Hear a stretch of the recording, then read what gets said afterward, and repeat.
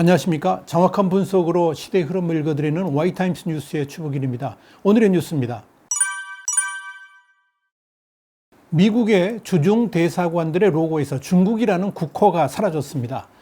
미국 대사관은 지난 10일 날 새롭게 디자인한 공식 로고를 중국판 트위터죠. 웨이보하고 웨이신에 올렸는데요. 기존에 있던 중국이라는 국호를 삭제를 해버리고 베이징 또는 상하이 이런 도시명만 넣은 디자인으로 전격 교체를 했습니다. 지금 사진에 보이는 그대로입니다. 새롭게 바뀐 디자인은 미국 국가휘장으로 불리는 올리브잎과 화살을 진 독수리 그리고 방패 문양은 그대로 뒀고요. 이걸 빙 둘러싼 그 푸른색 바탕에 흰 글자로 쓰여있던 미국 주중대사관 베이징 중국, 한자를 그대로 읽어드리면 미국 주화대사관 북경 중국 이렇게 쓰였던 로고가 푸른색 라운드가 다 사라지고 그 백색 바탕에 짙은 남색 글씨로 바뀌었죠. 그러면서 중국이라는 국호 두 글자를 아예 빼버린 겁니다. 이렇게 로고를 교체한 그날이 바로 하필 앨릭스 에이자 보건복지부 장관이 대만을 방문한 날이었습니다. 1979년 수교 이래로 최고위급이 대만을 방문했죠. 여기에 대해서 중국 정부가 도발이라 칭하면서 미국과 대만을 향해서 선을 넘지 말라라고 경고한 날이었습니다. 전쟁도 불사하겠다 이렇게 선언한 날이었습니다. 미국 대사관의 이런 조치에 대해서 중국 내에서 문의가 빌받치고 웨이신이라든지 이런 데서 중국 네티즌들이 집중적으로 관심을 표명하니까 이 주중 미국 대사관은 웨이보하고 웨이신을 통해서 이번 로고의 변경은 미국 국무원의 전 세계 대사관 브랜드 변경 계획의 일부라 그러면서 국가 명칭을 뺀 랭곤, 그러니까 미얀마에 있는 도시죠. 미국은 버마라고 호칭을 하고 있습니다. 그리고 하라레, 짐바브웨에 있는 도시인데요. 이 두 대사관의 새로운 로고 이미지와 함께 게시를 했습니다.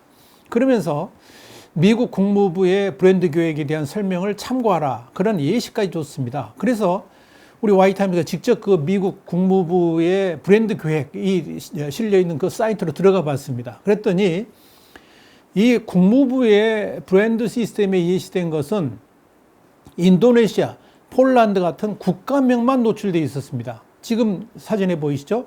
하필 예시를 든 나라들, 그러니까 대사관이, 미국의 대사관, 중국에 있는 미국 대사관이 예시를 든 나라들이 미국과는 그렇게 외교적 관계가 순탄치 않은, 원만치 않은 나라들이었습니다. 반면 한국 대사관의 경우에는 14일 오늘 오전 현재까지도 원래 디자인을 그대로 유지하고 있습니다. 서울 코리아라고 그대로 표기되어 있었습니다. 자, 뉴스 조기입니다. 이 뉴스 조기는 오늘의 이 뉴스에 대한 Y타임스 시각을 명쾌하게 정리하는 코너입니다. 주중 미국 대사관은 이번 디자인 교체에 대해서 특별한 의미를 두지 말라 이렇게 말을 합니다만은 모든 정황이 그렇게 쉽게 넘어갈 사안은 아닌 것으로 보입니다. 이미 미국 국무부에서 중국이라는 공식 국호 대신에 중국 공산당 CCP로 바꿔 부르고 있죠. 그리고 공식 문서에서도 그렇게 표기하기 시작을 했습니다. 이건 폼페이오 장관이 지시한 것으로 보입니다. 미국은 심지어 시진핑 주석에 대한 호칭도 중국 공산당 총서기로 바꿔 부르기 시작을 했습니다. 미국 정부의 대중국 정책이 강경하게 바뀌면서 가장 먼저 하나의 중국 정책을 더 이상 유지하지 않겠다는 확고한 의지를 이번 주중 미국 대사관의 로고를 수정하면서 드러내 보인 것이다. 이렇게 말씀드릴 수 있을 겁니다. 이건 대만에 대한 지위 격상을 동시에 의미합니다. 더불어서 홍콩도 중국이 일부러 보겠다는 미 국무부의 발표 그대로 시행될 것임을 보여줍니다. 그렇다면 앞으로 대만의 대사관을 만들 수도 있고 그 대만의 대사관을 만들면 국호도 공식 명칭인 중국으로 복원할 수도 있다는 거죠. 그러니까 대사관의 명칭도 베이징을 대신하는 주중국, 그러니까 한자로 표현하자면 주화대사관으로 부를 수도 있다는 의지를 보여주는 것이다. 이렇게 해석할 수 있을 겁니다. 그 밑자락을 깐 것이다 하는 이야기죠.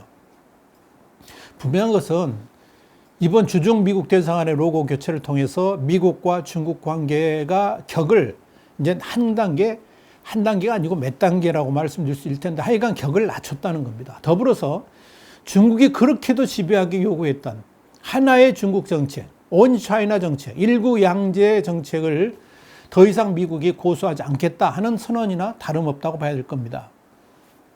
이렇게 미국과 중국 간의 외교 전쟁은 본격화되고 있고요. 계속해서 미국이 선공으로 나서고 있는데 중국은 제대로 된 대응도 하지 못하면서 계속 당하고만 있죠.